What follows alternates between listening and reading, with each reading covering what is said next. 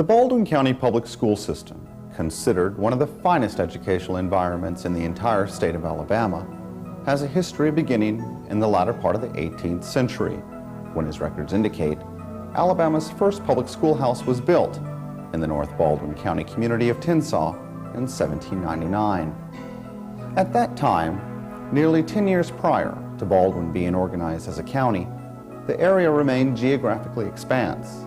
Agriculture served as king, and family farms dotted every section of the county. However, in this era of extremely limited highway systems, individual communities built their own respective public schoolhouses, with the Board of Education supplying teachers to provide instruction. In the early part of the 20th century, the Baldwin County Public School System boasted over 80 separate school districts, each with their own individual public schoolhouse. As time progressed, marked with improvements in transportation and engineering, numerous school districts were consolidated into nearby areas, leaving us today with very few of the original public schoolhouses which distinguished, beginning in 1799, Baldwin County as the birthplace of Alabama's first public schoolhouse. This documentary, commissioned by the Honorable County Commissioners of Baldwin County and honorable members of the Baldwin County Board of Education, seeks to illuminate these few remaining and historic original public schoolhouses in an effort to pay tribute to one of the finest public school systems in Alabama.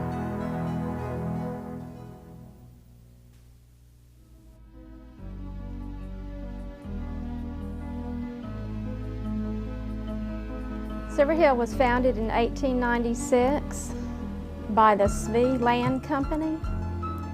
Oscar Johnson was one of the founders, and he built the first buildings in Silverhill, starting with his house. And the children that were with him and the other families needed a school to go to, so they began in Oscar Johnson's barn.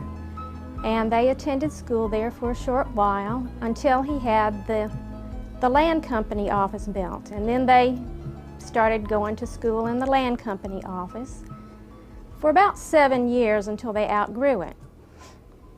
So while they were attending school and deciding to build a new building in this house, where this house is now, they attended school for a short while at the Baptist Sanctuary building.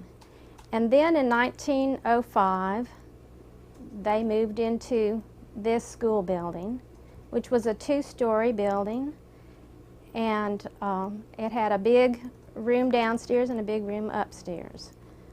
The children went to school here until 1928, when the new school was built across the street. It was a big brick building, a 1-story brick building. And at the time that the school was transferred over there in 1928, the children in the Czech community also came and joined them. So it was the Swedish community and the Czech community joined together to go to school. That school continued until 1955, when it accidentally caught fire and burned down. And the next year, in 1956, the present-day school building in Silverhill was built. And it's continued to grow until this day. It's been added onto ever since. The records that I have read seem to indicate that the school was a 2-story, 2-room schoolhouse. And to begin with, it was only taught by one teacher. And then they included another teacher, I believe in 1907. They started with 2 teachers. And the building itself was built on the property owned by the town. It was the Swedish community that donated the property for the building. And the community itself got together and built the building with their own money. And the records show that the cost for the building materials was $552.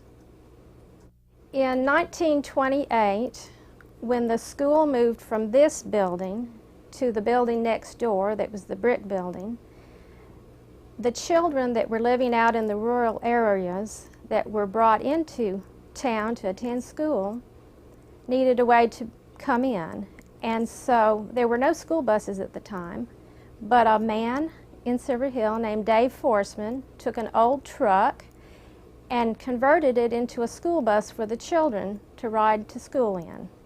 And from what I understand, it was just an old truck that probably had wooden benches placed on the side for the children to ride in, and it may have been an open truck, as far as I understand, that the children had to ride in to school every day.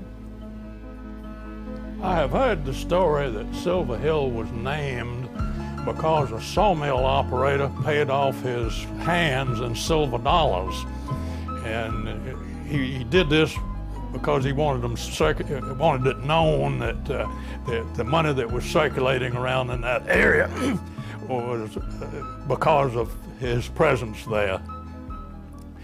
The Silverhill School, as I know it, was many buildings. Their schools have been in many buildings in and about that area. They've had school in their churches, and the churches have become schools, and schools have become churches. And it was the Silverhill School that I knew originally was a standard school, built just like Loxley, but it burned in the 50s. I saw the fire. I was going home one Saturday about noon, and I saw this terrible smoke over to the east, and I drove over there and watched the school burn. It was rebuilt as one of our elongated rectangular boxes with a series of rooms, and then we brought in other buildings to make up for the lack of it. Among the more interesting buildings that we brought in was the Little Bohemian Hall. The big Bohemian Hall was known as the PZK. It's located within Robertsdale city limits. But this particular building was in a community of Czech residents that lived to the south and a bit to the west, about 2.5 miles away. And it was quite a feat to bring that building into the campus. You had to bring it across a field in the back of it. We did this at a time when we were so desperate for classrooms for all of the new programs that the state gave us. The state at one time in the late 80s reduced the pupil-teacher ratio by a significant amount and gave us nothing to build buildings with. They put in a kindergarten program, provided nothing. All these new federal programs that we got for exceptional children, where we needed classrooms for classes for exceptional teachers, no money whatsoever for that. So we, at one time, used every crack and cranny that we could find. We used hallways. We chopped up our auditoriums, divided them into classrooms. We gave up assistant principals' offices. We gave up libraries. We were absolutely desperate for classrooms. And we reached out into these old communities where we had abandoned schools. And we brought them in to the areas where we needed them and refurbished them. This was something that we could do with our own labor. We didn't have funds to construct new buildings, but we did have funds for some labor, and we were able to bring these buildings. We didn't move them ourselves. We contracted that. But once they got on the new campus and sat down, then we put them back together and used them for our purposes, and they served us as well, and maybe better in their new capacity than they had in their original capacity. I could name a dozen different areas from which we got them, but one of them was this little Bohemian Hall that the community made available to us if we wanted to move it. and it provided us with several specialized classrooms. It has, I understand it's been moved in later years, and new construction has been put in its place. But it served the Silverhill community in so many different ways. And one of them was as classrooms for its pupils. I remember Silverhill as being a community that was so strongly supportive of its schools. Its schools were just an integral part of the community. Silverhill is a community of ethnic groups. Czechoslovakia is represented, Sweden is represented. There's English representation, there's German representation in the area. It is diverse in its ethnic richness. PTA Founders Day was their big school community event, and people from all over Baldwin County went. The local residents provided the entertainment. People of all ages, and when I say all ages, I mean up into the 80s and 90s, did the singing and the dancing and the presentation of the old ethnic traditions with in their song and dance. Founders Day was a big event. It was always at night, and people went from all over Baldwin County. Well, I started school here in 1927, and we had to walk to school, which wasn't about half a mile or 3/4 of a mile. Hardly ever wore shoes. And one day it was in the winter time, and I didn't have my shoes, and there was ice on the ground, and I came to school, and my mother sent my sister with my shoes, and I felt so embarrassed. I didn't want to face anybody. So, but I put them on. I was kind of glad to get them because it was really cold. I only went to school here for about half a year, I guess, before we went over to the new school. But I remember some of the things, and there was a mulberry tree right on the back as we went out of the back of the house. And this lady, which was a little older than me, she wasn't a lady, she was a girl. She jumped off the porch and swung on the mulberry tree and fell off and broke her arm. But I don't remember too much more about going to school right here, but then we went across the road and went to school over there. That's when they built the new school then. Well, the school started in the library, the Oscar Johnson Memorial Library, which is now. And then it got bigger, and then the founding fathers, I guess, built this school here. And so all the students just transferred over here. Of course, there's not many of us left anymore. And, but I still have some acquaintances, some friends that I still knew that came to school here. There was a man on the other side of the river, a boy now, he was a boy then, of course, and he should have gone to school here. But they didn't have any way to get across the river, so he had to go to school in Fairhope. But after the bridge was built, then he came to school here. And after 8th grade, then he went on back to Fairhope and graduated from Fairhope. But I remember talking to him, I was in the 7th grade then, and he says, when you get home, you're going to have a little brother or sister.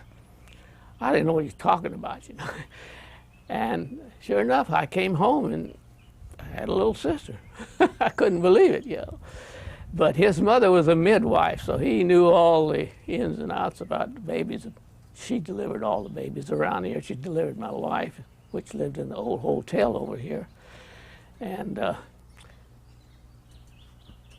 then they bought a house right back on the other side of this house, which the school wasn't here anymore. My father bought the place when I was in the Navy and built the house here. And then Debbie and Phil bought the house, and it's not the same place anymore. It's altogether different, yeah. The first school in Silverhill that I remember was, and I don't remember it really, but I was told it because I wasn't here then, was in the Silverhill Library. It's a memorial library, and that was really the main building in town, and all the business taken care of there.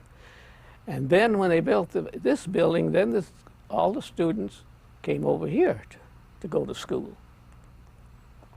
After the school was vacant, they had a big room here, and people held meetings here. We had our scout meetings here too. Albert Phillips was the scoutmaster, and I don't remember, we didn't do nothing but fool around. He didn't have too much discipline, and we used to have boxing matches and hit each other and everything like that. Had to pay a nickel a week to come to scout meetings, and but actually the building was about the same, and of course we didn't have indoor restrooms like some of the schools have now, I guess. But we just had a wooden outbuilding there, and we'd have to go into there and bang on the door if somebody was in there. But usually it wasn't too much privacy. And that was about it for the school here that I can remember. During the 1903-04 school year, the growth in the student population led once again to expansion efforts. While the two-story, two-room building was under construction, class was held in the Baptist church. The new schoolhouse, completed in 1905, was built with donated labor, with the Sve Land Company providing $552 for lumber and materials. The building, which served as the community school for 23 years, remains a part of the Silverhill landscape as it sits across from the present-day Silverhill campus